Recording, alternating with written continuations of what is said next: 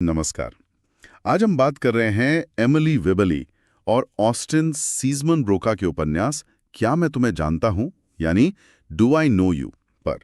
यह एक समकालीन रोमांस है और इसमें एक शादीशुदा जोड़े की कहानी है जिनके रिश्ते की आप कह सकते हैं चमक थोड़ी फीकी पड़ गई है। तो आज हम इसी कहानी की गहराई में उतरेंगे, समझने की कोशिश करेंगे कि ये रिश्तों और खुद को फिर से पाने के बारे में क्या कहती है।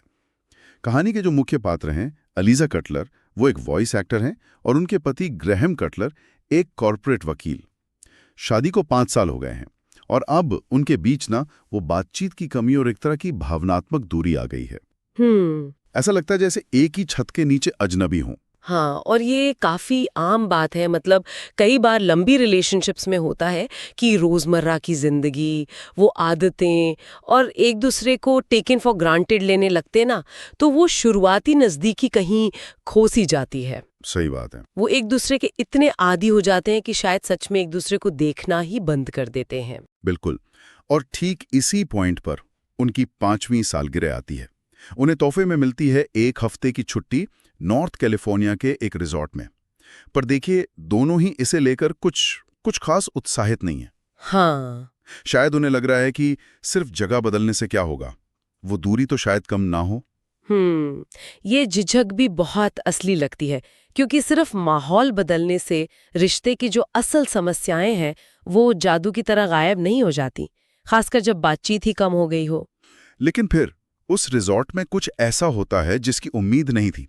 कोई दूसरा मेहमान उन्हें मिलता है और गलती से ये समझ बैठता है कि ये दोनों अजनबी हैं, और वो उन दोनों का परिचय करा देता है। अच्छा। हाँ, और मजे की बात यह है कि एलिजा और ग्रैहम वो इस गलतफहमी को ठीक करने के बजाय जी उसे निभाने का फैसला करते हैं। अरे वाह, वे अजनबी होने का नाटक शुरू कर देते हैं। ये तो कहानी का बहुत ही दिलचस्प मोड़ है। मतलब वो सिर्फ अजनबी होने का नाटक नहीं करते, बल्कि पूरी तरह नई पहचान ही अपना लेते हैं, है ना? हाँ बिल्कुल।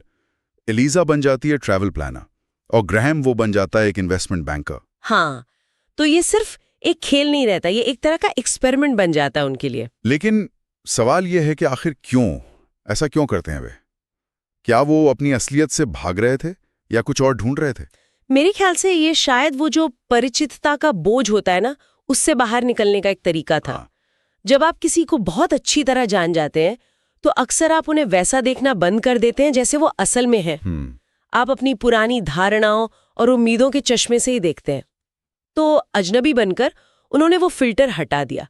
वे अपनी जो तयशुदा भूमिकाएं थीं, पति, पत्नी, वकील, वॉइस एक्टर, उनसे बाहर निकल पाए। और कमाल की बात यह है कि ये तरीका काम कर जाता है। हाँ, इस नाटक के दौरान वे एक दूसरे की तरफ फिर से खिंचाव महसूस करते हैं।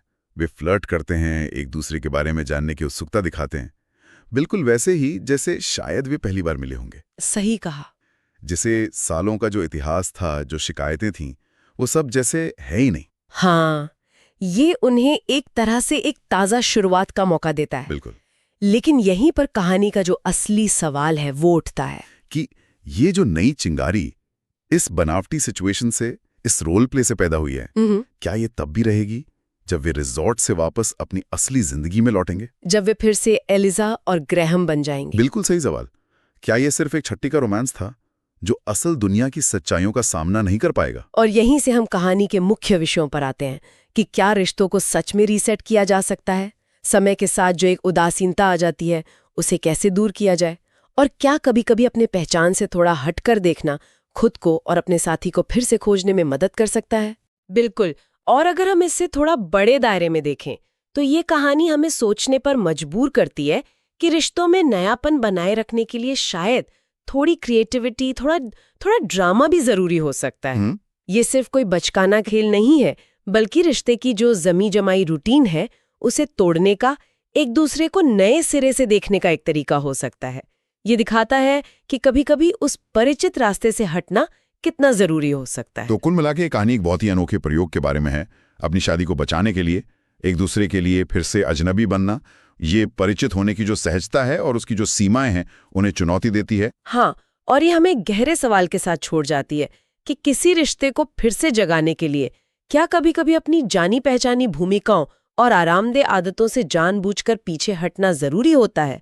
भले ही ये तरीका थोड़ा बनावटी या नाटकीय ही क्यों ना लगे। इस पर सोचना वाकई दिलचस्प है।